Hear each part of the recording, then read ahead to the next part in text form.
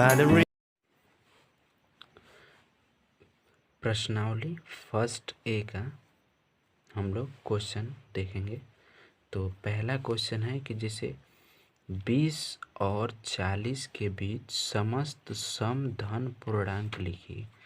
समस्त सम धन पूर्णांक, सम का मतलब होता है सम संख्या और धन पूर्णांक का मतलब होता है प्राकृतिक संख्या।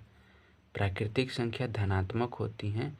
तो अब इसमें बोल रखा है कि 20 और 40 के बीच में समस्त सम धन पूर्णांक लिखिए, मतलब सम संख्या लिखना है। तो 20 में और 40 के बीच में सम संख्या होगा 22, 24, 26, 28, 30, 32, 34, 36, 38।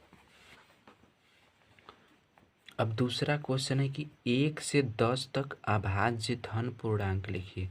तो अभी हमने बताया कि धन पूर्णांक यानी कि प्राकृतिक संख्या है और वो भी अभाज्य धन पूर्णांक लिखना है।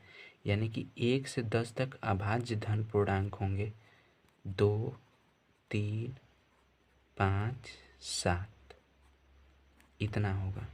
9 जो है अभाज्य संख्या नहीं होती है, आप लोगों को बताया हूँ मैंने पिछले वीडियो में। अब तीसरा क्वेश्चन है कि 2a+1 का क्रमानुयायी पूर्णांक बताइए। अब चूंकि क्रमानुयायी का मतलब होता है कि आगे आने वाली संख्या, तो मान लो कि 2a+1 एक संख्या है, तो हम लोग इसमें एक जोड़ देंगे तो इसका क्रमानुयायी प्राप्त हो जाएगा। तो जब इसमें एक जोड़ेंगे तो आ जाएगा 2a+2।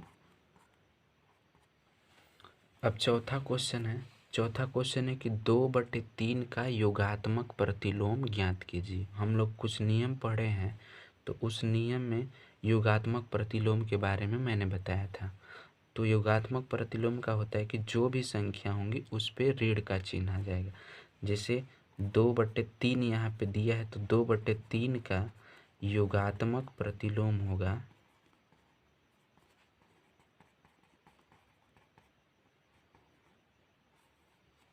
-2/3। अब पांचवा क्वेश्चन है कि -5 का गुणात्मक प्रतिलोम लिखिए। तो गुणात्मक प्रतिलोम के बारे में भी हम लोग जानते हैं कि जो भी संख्या होती हो वो उसका गुणात्मक प्रतिलोम 1 के बटे में वह संख्या चली जाती है। यदि a का हम लोग गुणात्मक प्रतिलोम निकालें तो वो बटे में चली जाती है, 1 के बटे में। यानी कि -5 का यदि हम लोग गुणात्मक प्रतिलोम निकालें तो ये होगा 1/-5। अब छठा क्वेश्चन है कि p+q और p-q का योगात्मक प्रतिलोम लिखिए। तो पिछले जैसा क्वेश्चन है, तो p+q का योगात्मक प्रतिलोम होगा -p+q।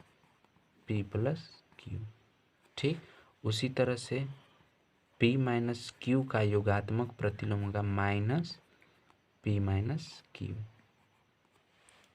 ठीक।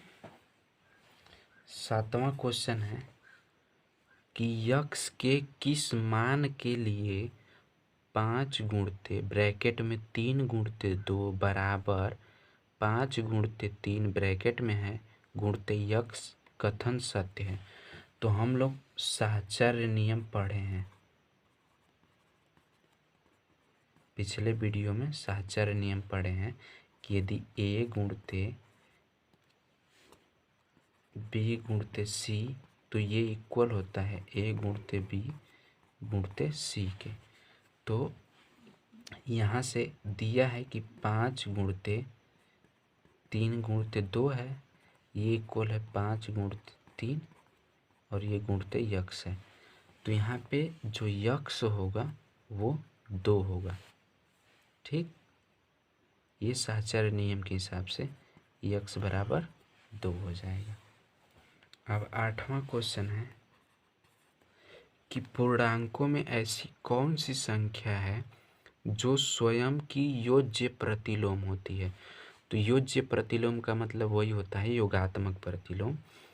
तो पूर्णांकों में ऐसी 0 ही एक संख्या है जिसका योज्य प्रतिलोम भी 0 ही होता है।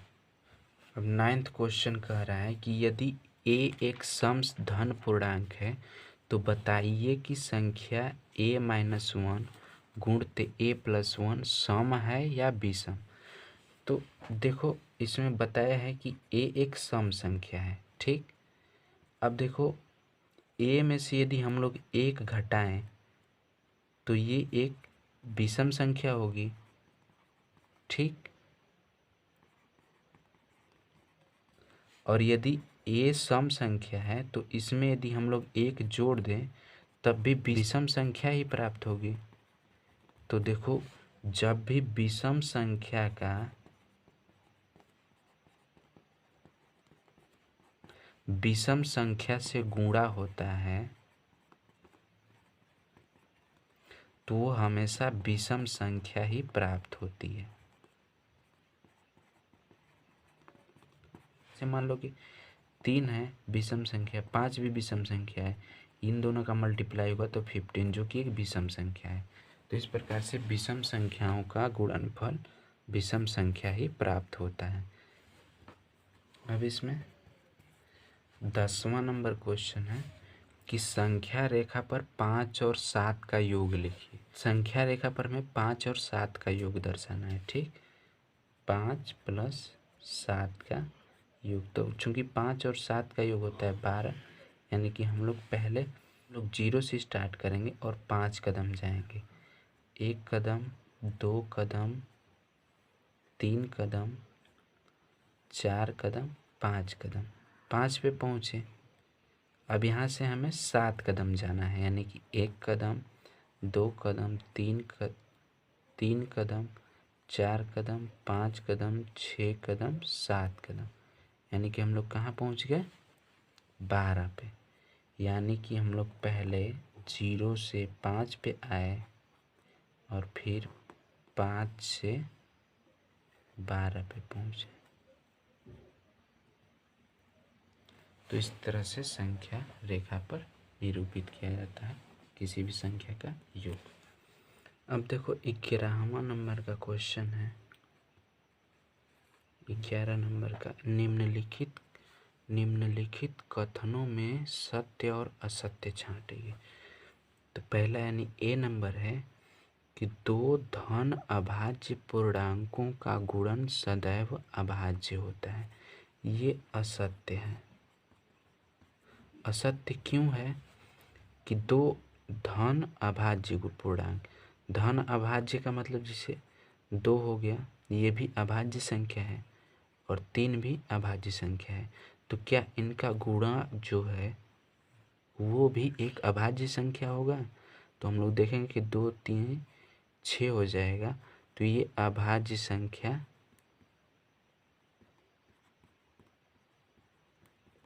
नहीं है। तो इस प्रकार से ये कथन असत्य है कि 2 धन अभाज्य पूर्णांकों का गुणन सदैव अभाज्य होता है, ठीक। अब बी में है कि 2 धन अभाज्य पूर्णांकों का योग सदैव अभाज्य होता है, तो ये भी असत्य है। ये भी असत्य है। क्यों असत्य है कि मान लो 3 है, ये भी अभाज्य है और धन है, धनात्मक है, और 5 भी धनात्मक है। और यदि हम इन दोनों का योग करें तो ये आएगा 8, जो कि अभाज्य संख्या नहीं है। तो इस प्रकार से 2 धन अभाज्य पूर्णांकों का योग सदैव अभाज्य नहीं होता है। अब देखो जैसे तीसरा है, तो तीसरा में यदि a और b 2 ऋण पूर्णांक हैं तब a + b भी सदैव ऋण पूर्णांक होगा। तो ये कथन सत्य है। सत्य क्यों है कि मान लो यदि -3 और -5 2 ऋण पूर्णांक हैं, तो इनका यदि हम लोग योग करें -3 धन -5, तो ये -8 आएगा, जो कि एक ऋण पूर्णांक है। तो इस प्रकार से और भी यदि संख्याएं लेंगे जो कि ऋण पूर्णांक हो, तो उनका भी यदि हम लोग जोड़ेंगे उनको, तो वो भी सदैव ऋण पूर्णांक ही प्राप्त होगा। इस प्रकार से ये कथन सत्य है। देखो क्वेश्चन नंबर 12 बोल रहा है कि यदि a एक धन पूर्णांक है तो दिखाइए कि संख्या a multiply a+1 multiply a+2 multiply a+3 संख्या 24 से पूर्णतया विभाज्य होगी। अब देखो संख्या a+1 a+2 a+3। अब देखो इसमें a जो है कोई भी धन पूर्णांक है, ठीक, कोई भी धन पूर्णांक हो। यदि a सम संख्या होगी तो वो 2 से कट जाएगी। यदि मान लो विषम संख्या है तो उसके ये वाली संख्या 2 से कटेगी, क्योंकि विषम संख्या में यदि एक हम लोग जोड़ देंगे तो वो सम संख्या प्राप्त हो जाएगी, और सम संख्या हमेशा 2 से विभाजित होती है। तो यदि a जब सम संख्या होगा तो ये 2 से कटेगा। यदि ये सम संख्या नहीं होगा तो इसकी अगली वाली संख्या जो है 2 से कटेगी, a+1। तो इन दोनों में से कोई तो होगा जो 2 से कटेगा, ठीक। अब देखो तीसरी संख्या पे हम लोग देखते हैं। ये तीसरी संख्या जो होगी, चूंकि ये लगातार संख्याएं हैं, ये a है, a+1 है, a+2, यानी कि a है तो इसकी एक आगे की एक संख्या है, इससे एक आगे की एक संख्या है, इससे एक आगे की संख्या। तो यदि ये लगातार संख्या है तो इन तीनों में एक ऐसी संख्या जरूर होगी जो 3 से विभाजित होगी। अब चूंकि इसमें चार लगातार संख्याएं का गुणनफल है, तो इसमें चौथी संख्या भी एक जरूर होगी जो 4 से भी कटती होगी। तो इस प्रकार से 2 गुणित 3 गुणित 4 बराबर 24, यानी कि ये तीनों संख्याएं जो है 24 से पूर्णतया विभाजित हो जाएंगी। जैसे एग्जाम्पल में ही हम लोग देख लेते हैं। मान लो कि 3 कोई संख्या है, a बराबर 3 है, तो a+1 होगा 4, इसी प्रकार से a+2 होगा 5, a+3 होगा 6। इनका हम लोग गुणनफल ले 3 गुणते 4 गुणते 5 गुणते 6, तो क्या ये संख्या 2 गुणते 3 गुणते 4 से विभाज्य होगी? तो पहले 4 से 4 कट गया, 3 से 3 कट गया, 2 से यहाँ पे 3, यानी कि पूर्णतया विभाजित हो गया। आंसर आ गया 15, यानी कि 2 गुणते 3 गुणते 4 ये 24 है, तो 24 से पूर्णतया विभाज्य है। इसी प्रकार से और भी संख्याएं लेंगे तो वो 24 से पूर्णतया विभाज्य होगी। क्वेश्चन नंबर 13 बोल रहा कि यदि a एक सम धन पूर्णांक है तथा b एक विषम धन पूर्णांक है, तो बताइए कि निम्नलिखित संख्याओं में से कौन सी सम होगी। तो a एक सम है, तो सम का जब भी वर्ग होगा तो वो होगा सम संख्या, ठीक। सम संख्या का जब भी वर्ग किया जाएगा तो वो भी एक सम संख्या प्राप्त होगी। और यदि विषम संख्या का हम लोग, चूंकि b एक विषम संख्या है, b जो है विषम संख्या बोल रखा है, तो b का यदि विषम संख्या का वर्ग करेंगे तो विषम संख्या ही प्राप्त होगा, वो विषम संख्या ही प्राप्त होगा, ठीक। यदि सम संख्या में विषम संख्या को हम लोग जोड़ते हैं, ठीक, तो ये विषम संख्या प्राप्त होगा। जिसे 4 में हम लोग 3 जोड़े तो ये 7 प्राप्त होगा, जो कि एक विषम संख्या है, ठीक।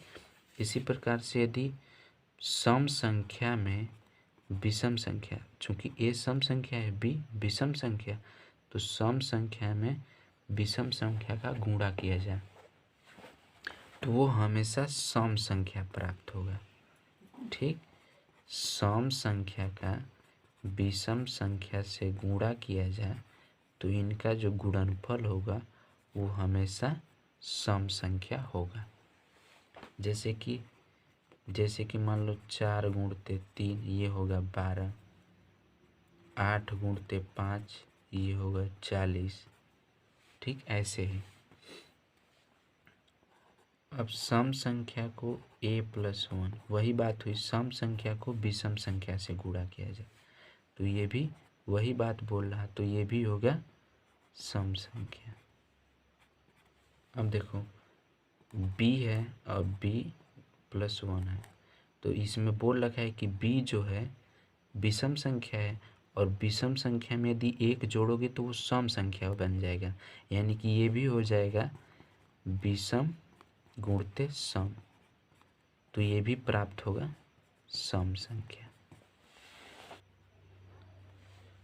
अब क्वेश्चन नंबर 14 है, इसमें दिखाना है कि धन पूर्णांकों के किन गुणधर्मों के अंतर्गत निम्नलिखित कथन सत्य हैं। तो ये देख रखा है कि 3 गुणते 8 + 7 बराबर 3 गुणते 8 + 3 गुणते 7।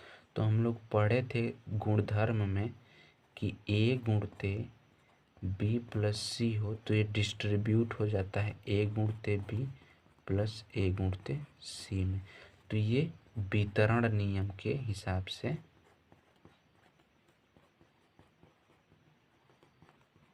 कथन सत्य है। इसी प्रकार से b वाला 3 + 5 + 9 है, ये किया गया है 3 + 5 + 9। तो हम लोगों ने पढ़ा था साहचर्य नियम। साहचर्य नियम ये था कि a + b+c था, तो इसको लिख सकते थे a + b+c, ऐसे लिख सकते थे।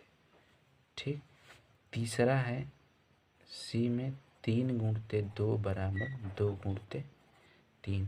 तो यहाँ पे क्रम का विनिमय हुआ है, क्रम का अदलाव बदलाव हुआ है, तो ये क्रम विनिमय नियम के हिसाब से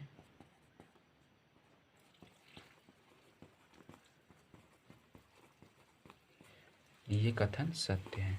अब चौथा बोल रहा है कि 3 गुणते 5 बराबर a गुणते 5, तो a बराबर 3। यहाँ पे कैंसिलेशन का प्रक्रिया हुई है, यानी कि निरसन नियम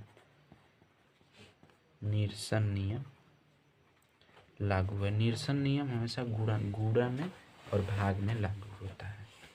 अब 15 नंबर का क्वेश्चन है कि संख्या रेखा पर -5 -2 0 1 2 5 को दर्शाना है। तो पहले हम लोग संख्या रेखा एक बनाएंगे। ठीक, बीच में 0 रखेंगे, राइट साइड में धनात्मक संख्याएं होती हैं, ऐसे ही बढ़ते जाएंगे, और लेफ्ट साइड में 0 के ऋणात्मक संख्याएं होती हैं।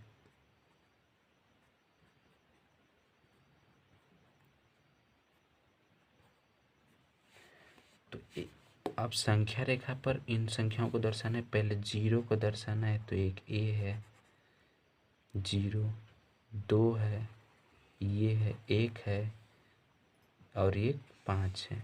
ठीक, और इसमें दर्शाना है -2 और -5, तो ये संख्या रेखा पर ऐसे दर्शाया जाता है।